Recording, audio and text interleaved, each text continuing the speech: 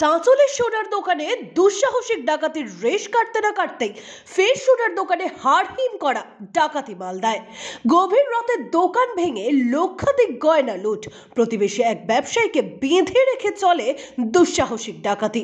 সিসিটিভির hard disk নিয়ে পালালো ডাকাত দল। ঘটনাটি ঘটেছে সোমবার গভীর রাতে হবিবপুর বুলবুল চন্ডির অরুণা মার্কেটে।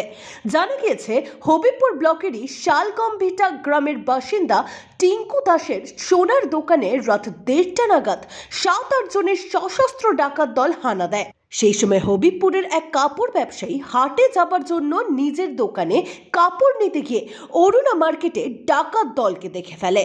ওই ডাকাত দল তার হাত পা বেঁধে রেখে সোনার দোকান থেকে লুটপাট চালায়। আতঙ্ক ছড়াতে পালানোর সময় দোকান লক্ষ্য করে বোমাও ছুঁড়ে মারে ডাকাত দল। বোমার শব্দে ঘটনাস্থলে ছুটে আসে স্থানীয়রা। পুলিশ সূত্রে খবর, দোকানের 11টি তালা ভাঙা রয়েছে। লক্ষাধিক টাকার সোনা নিয়ে চম্পট দিয়েছে ডাকাত দল। গোটা ঘটনার পূর্ণাঙ্গ তদন্ত শুরু করেছে পুলিশ। আমি টিঙ্কু দাস, দোকান অরুণা মার্কেটের দোকান। আজ আমি গত রাতে আমি কলকাতায় গেছিলাম।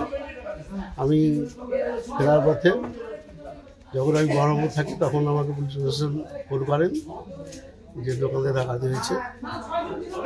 তো আমার দোকানে যেভাবে তালা লাগানো থাকে, 11টা তালা লাগানো থাকে, 7-8টা সব সম্পূর্ণ। এবার হচ্ছে আমাদের বিষয় হচ্ছে যে আমি যে জিনিসপত্রগুলো বেচা কেনা করি সম্পূর্ণ হচ্ছে রেডিমেডের মধ্যে আমার করা হয় এবং কাস্টমারের মালও থাকে। এই মালগুলো হচ্ছে সম্পূর্ণ মানে কতটা কীভাবে ছিল সেহেতু আমরা ওগুলো তো বেপে রাখা যায় না। তো কী বলবো আর যাই না। মানে আমার কত সোনা, কত চাঁদিটা 15 কেজির উপরে হবে।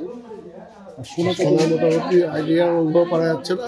ওই সব কাস্টমার থাকে তো, কাস্টমার ছিল আর আমার কিছু রেডিমেড ছিল। সব মিলিয়ে কত টাকার মাল হতো? আনুমানিক এখন তো মোটামুটি 70,000 টাকা কেজি চাঁদি, ঠিক আছে। আর হচ্ছে সোনা তো 71,000 টাকা ভরি। কত ভরি হবে? ভরি হিসাবটা অ্যাকচুয়ালি আমি ওভাবে মানে সব কাস্টমারের মালটাল তৈরি করা থাকে। আনুমানিক কত হতো? আনুমানিক এখন মানে খাতা মেনটেন্সটা ওগুলো দেখতে হবে আমার কতটা অর্ডার ছিল, সবই তো এখানে রাখা। আর আমি যেহেতু ছিলাম না। মালদা থেকে তন্ময় মাহারার রিপোর্ট, এক্সপোজ বার্তা।